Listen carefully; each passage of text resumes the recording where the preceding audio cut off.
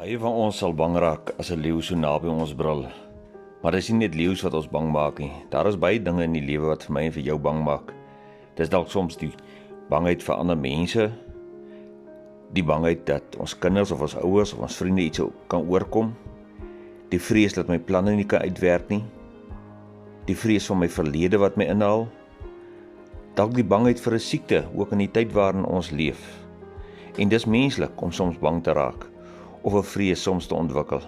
Maar solank ons dit alles vir mekaar help onthou, en dis dalk die tyd om dit te onthou, dat die Here wat ons aanbid, is groter as die grootste bangheid, is baie verder, baie dieper, baie wyer as die grootste vrees, wat dalk in ons mag begin opvlam.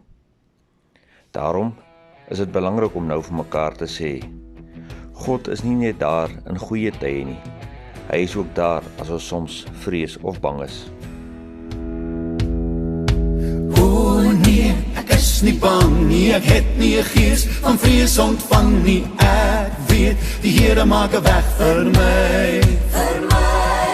Ek weet dat ek nie aan die wêreld behoort nie, ek glo die mens het nie die laaste woord nie, ek weet, die Here maak 'n weg vir my.